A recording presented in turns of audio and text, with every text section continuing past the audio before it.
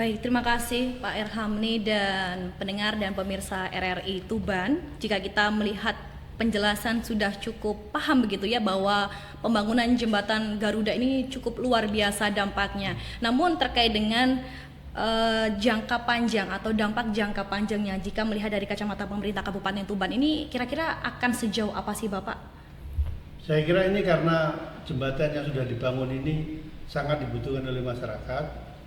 Sejauh kemampuan pemerintah Kabupaten Tuban menyediakan anggaran untuk pemeliharaan. Tapi tentu peran masyarakat itu sangat dibutuhkan. Karena biasanya membangun itu bisa, tapi kadang-kadang memelihara, merawat itu agak sulit. Sehingga kalau yang sudah dirintis teman-teman TNI ini tidak kita pelihara, kita rawat, maka kalau rusak nanti masyarakat lagi yang bingung. Sehingga ini perlu peran pemerintah kabupaten maupun dari semua masyarakat, termasuk pemerintah desa saya kira, yang harus memelihara dengan baik apa yang sudah dirintis oleh teman-teman TNI. Saya kira begitu. Baik, kita bergeser lagi ke Komandan Kodim. Dan terkait dengan pembangunan jembatan Garuda ini mungkin ada atensi khusus gak sih atau pesan dari Bapak Presiden begitu ya kepada para anggota TNI begitu? Pesannya Mbak dan perintahnya adalah kita untuk segera mengerjakan dan menyelesaikan karena semua kesejahteraan untuk masyarakat itu yang dinomorsatukan gitu. Makanya segera kita plotting saat itu, kita minta data ke teman-teman dari pemerintah daerah, data tersedia kita laporkan, kemudian sesuai program kita kerjakan dengan waktu yang ditentukan, hasil maksimal intinya kembali untuk kesejahteraan. Tadi sampaikan dari Pak Hamid tadi juga nyawain bahwa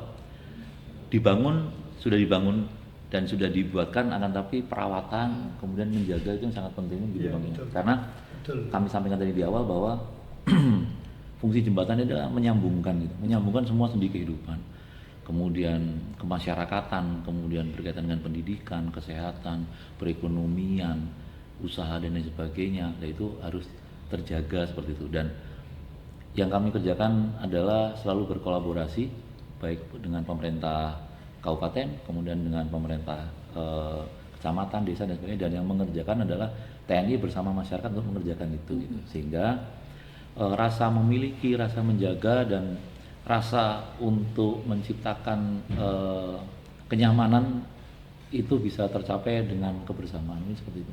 Kalau ngomong-ngomong terkait data dan ada gak sih target khusus kalau di Tuban ini nantinya harus terbangun berapa gitu?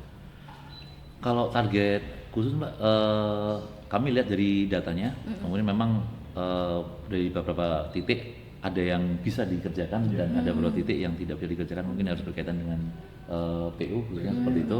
Jadi kami memang menyasarnya adalah di titik-titik khususnya jembatan ini adalah di titik desa yang notabene mungkin dari pemerintah daerah khususnya Tuban sudah punya plotting tersendiri lah, tapi yang di bawah khususnya di desa yang belum dijadikan suatu prioritas ini dan memiliki nilai manfaat yang besar, kita menyasar dan selalu berkolaborasi dengan Pemda seperti itu gitu. Baik, berarti memang tidak bisa sendirian begitu ya Nadia, butuh kolaborasi. Bisa, Mbak, harus selalu berkolaborasi pastinya. Sejauh ini juga pemerintah Kabupaten Tuban selalu memberikan dukungan penuh sepertinya begitu ya. Alhamdulillah. Siap. Namun kembali lagi dengan apa yang sudah dibangun, pendengar selaku masyarakat mungkin lebih ditekankan untuk turut memelihara begitu ya, sehingga nanti apa yang sudah dibangun ini bisa terawat dan jangka panjangnya juga memberikan manfaat untuk kita semua.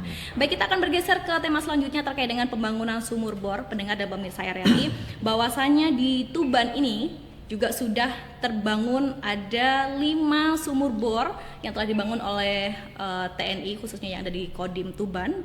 Jika di Kecamatan Jenu ada di Desa Remen, kemudian untuk Kecamatan Semanding sudah terbangun 3 titik, ada di Dusun Mojokope, Desa Perunggahan Kulon, kemudian ada di Dusun Jarum, ada di Desa Dahor Gerabakan begitu ya. Untuk yang Jarum tadi berada di Desa Perunggahan Kulon, tepatnya di Dusun Jarum. Kemudian juga ada lagi di Kecamatan Pelumpang, tepatnya di Dusun Ngerayung, Kecamatan Pelumpang. Nah, ini terkait dengan sumur bor.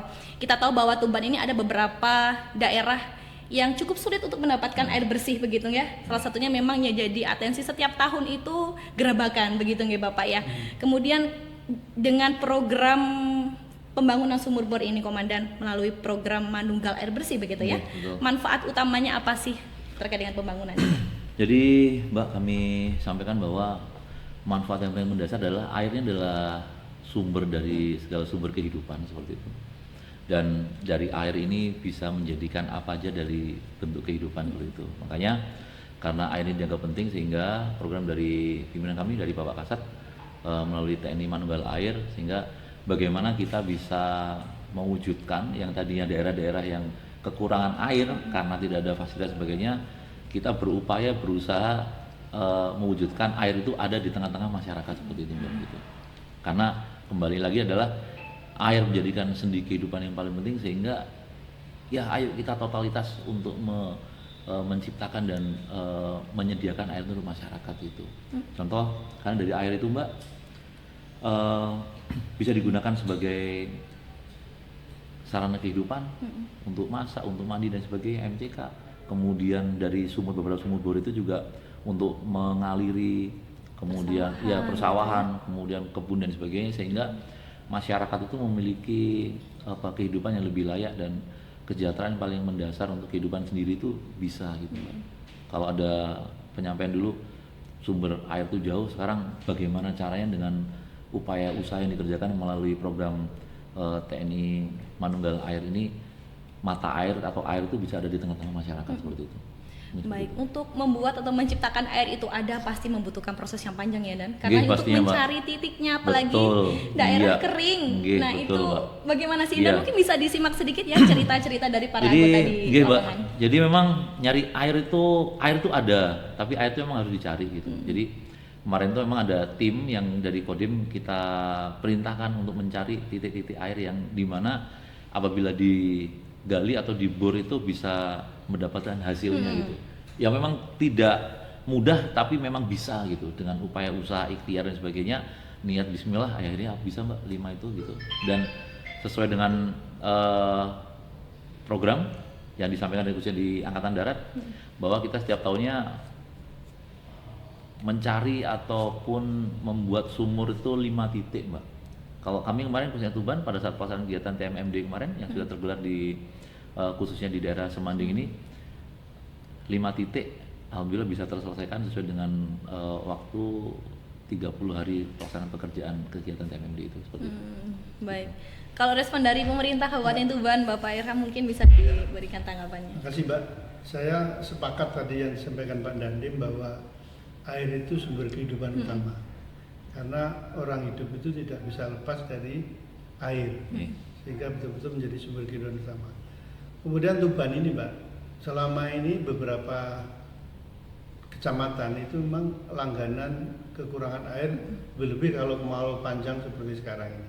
Termasuk di Semanding tadi, di Mojokopek tadi, kemudian di Daur Drabakan itu langganan tiap tahun yang dimana Pemda ini sudah mengusahakan titik sumber-sumber titik air, tapi selama ini belum bisa tertangani dengan baik dan belum ketemu gitu, seringkali begitu.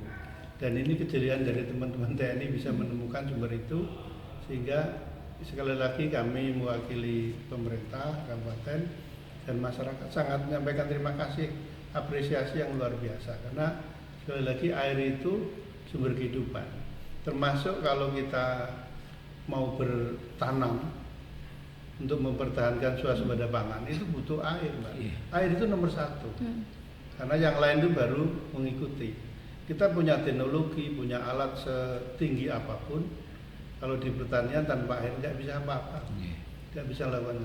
Oleh karena itu ini kalau bisa ditemukan sumber air yang selama ini kita kesulitan menemukan sumber air oleh teman-teman TNI ini sungguh luar biasa, dan ini sesuatu yang sangat berharga bagi masyarakat. Lebih-lebih kalau kita menghadapi musim ini, kira-kira perkiraan musim tahun ini kan kemarau panjang. Di seluruh Indonesia diperkirakan karena ada badai tertentu yang menyebabkan kemarau panjang. Ini sangat berarti bagi kehidupan masyarakat kita. Saya kira demikian. Baik, selain memang untuk kehidupannya paling penting menurut saya juga terkait kesehatan mungkin ya, Bapak ya. Mungkin setelah ada ini dampaknya terkait kesehatan bagaimana sih, mungkin dari Pak Irham dulu. Yang biasanya mungkin dulunya kalau buang air besar itu sembarangan dan dibuang di tempat yang berserakan. Setelah ada MCK, kemudian ada air bersih, gimana Pak? Ya, kita ini kan ingin kabupaten kita yang bebas dari BAB yang liar itu ya. Ingin kita selesai sebagaimana program WHO yang semua warga masyarakat itu kalau BAB harus di tempat yang sudah disediakan supaya lingkungannya higienis itu. Oleh karena itu kalau itu pun kalau sarannya bisa disediakan, kalau airnya nggak ada juga nggak bisa juga, Mbak. Karena sekali lagi air itu yang utama. Sehingga kalau kita ingin menjaga kesehatan masyarakat, air itu juga sangat penting. Sangat penting dari segi kesehatan, bukan hanya untuk kehidupan sehari-hari, masak, mencuci baju dan seterusnya, tapi juga untuk menjaga kesehatan lingkungan itu sangat penting. Dan ini sekali lagi terobosan yang dilakukan oleh teman-teman TNI yang sangat jeli melihat kebutuhan masyarakat. Ini sesuai dengan slogannya TNI, manunggal dengan rakyat, ini betul-betul diwujudkan oleh teman-teman Kodim 0811 di Tuban ini, Mbak. Baik, terima kasih. Kemudian Komandan, terkait dengan apa yang sudah disampaikan begitu ya, selain memang dampaknya cukup banyak ya, mungkin kita bisa lebih spesifik khususnya di musim kemarau ini. Saya yakin pasti setelah pembangunan pasti tetap untuk memantau begitu ya perkembangan atau progresnya. Nah ini mumpung masih musim kemarau gitu ya, bagaimana sih respon dari masyarakat? Mungkin sangat terbantu begitu ya dengan adanya pembangunan sumur itu. Iya Mbak, maksudnya dengan adanya sumur itu jadi disampaikan juga kondisi saat ini memang kemarau panjang dan sebagainya, jadi kembali lagi menjaga sarana-sarana yang bisa mendukung untuk kehidupan itu penting dan perlu gitu. Di luar itu Mbak, alam itu selalu menyediakan untuk kita semua seperti itu gitu, sehingga langkah-langkahnya adalah contoh nih, harusnya nggak ada pembalakan liar, kemudian sehingga bisa mengurangi resapan air. Kalau resapan air berkurang sehingga banyak pun sumur di mana sebagainya itu pasti akhirnya kosong, kering. Kenapa? Ya karena sekarang dari alam pun nggak bisa menangkap seperti itu. Gitu. Jadi dengan adanya mungkin program sumur bor ini atau air bersih ini atau sebagainya itu tetap harus masyarakat juga harus sadar seperti itu, masyarakat semuanya menjaga alam itu penting gitu. Jadi kita harus menjaga alam sehingga alam akan menjaga kita. Kita menjaga alam maka alam juga akan menyiapkan semua kebutuhan kita seperti itu. Sehingga kolaborasi ataupun saling menjaga ini baik dari sisi kita masyarakatnya ataupun alam itu sama-sama harus terjaga gitu. Terkadang ada titik-titik air yang tadinya harusnya tidak boleh dibuang sampah, sungai nggak boleh buang sampah, ternyata buang sampah di situ ini itu. Itu akhirnya dampaknya beda Mbak, kembali kemana? Ke kesehatan lagi. Ya mungkin sekarang orang berpikirnya masih sungai masih ini jadi buang sampah bisa ke sungai dan sebagainya. Tapi di saat nanti membutuhkan ternyata sungai itu dibutuhkan untuk mandi, masak apa dan sebagainya. Itu pun akhirnya kan rusak dengan kesalahan kita sendiri gitu. Nah, makanya kami juga di sini mengajak juga untuk masyarakat semuanya, mari kita jaga alam kita, mari kita jaga hutan kita, sehingga alam itu akan menjaga untuk kehidupan kita dan sampai anak cucu semuanya seperti itu. Mungkin itu Mbak. Mungkin kalau spesifik harapan untuk closing di program sumur bor ini dan apa harapannya dari Kodim begitu untuk masyarakat khususnya penerima manfaat? Kalau harapan kami semoga sumber air yang sudah tersedia betul-betul bisa memberikan manfaat yang sangat untuk kehidupan masyarakat, untuk kesejahteraan masyarakat khususnya seperti itu. Dan kami menitipkan adalah untuk menjaga sehingga apa yang telah terlaksana tersedia hari ini itu bisa bermanfaat sampai kapanpun dan memberikan dampak yang lebih baik lagi. Kalau harapan dari pemerintah Kabupaten Tuban bagaimana Pak Irham? Sekali lagi kami mewakili pemerintah kabupaten sekaligus masyarakat itu mengucapkan terima kasih karena yang sudah dilakukan oleh teman-teman Kodim 0811 ini sekali lagi sungguh sangat bermanfaat bagi masyarakat. Kemudian yang kami berharap seluruh masyarakat itu kolaborasi bersama untuk apa yang sudah rintis ini harus dilestarikan. Ya nanti akan jadi percuma yang sudah dilakukan dengan baik ini kalau sustainable-nya itu keberlanjutannya tidak dijaga, Mbak. Eman sekali nanti. Nanti jadi kesulitan lagi masyarakat. Sehingga ya itu tadi. Kemudian juga saya kesempatan ini ingin menghimbau dari para pendidik kita, Bapak Ibu guru. Saya pikir tadi yang disampaikan Pak Dandim untuk menjaga alam ini penting, untuk kelestarian alam ini untuk semuanya. Saya kira anak-anak didik kita untuk diberi pemahaman, supaya ada pemahaman mulai awal untuk menjaga kelestarian alam ini. Kalau mereka sudah di mindset mereka menjaga alam ini kewajiban, maka akan dilakukan dengan sebaik-baiknya, sehingga pada masa yang akan datang kita tidak lagi kesulitan-kesulitan yang itu akibat ulah kita sendiri. Saya kira demikian, Pak. Baik, sementara ketika harus membeli begitu ya, PDAM itu kan juga tetap sumbernya juga dari tanah begitu ya. Jadi itu kan harus dijaga. Kalau nggak dijaga ya PDAM pun nanti jadi kesulitan. Nggak bisa juga ya, Pak ya. Iya. Betul. Memang dalam menjaga air bersih ini pendengar memang sangat membutuhkan, khususnya masyarakat, karena yang bersinggungan ya kita sendiri begitu ya. Sehingga harapan yang saat ini sudah terbangun, yang sudah diinisiasi dan diusahakan oleh anggota TNI mungkin bisa kita jaga bersama begitu ya, demi keberlangsungan hidup anak cucu kita nanti. Ngomong-ngomong terkait yang selanjutnya, sebenarnya masih banyak sekali ya program-program Astacita begitu ya, program-program prioritas dari Bapak Presiden yang juga diakselerasikan melalui program TNI. Kita akan kembali mengupas khususnya terkait dengan rumah tidak layak huni, Komandan RTLH. Ini kita tahu juga di TMMD kemarin ya, cukup menjadi salah satu program yang prioritas juga ya, dan progresnya juga cukup baik begitu. Dan kita akan mungkin Komandan bisa disampaikan saat itu ada berapa jumlahnya, kemudian sasarannya itu apakah ada kriteria khusus atau bagaimana, dan terkait dengan RTLH itu.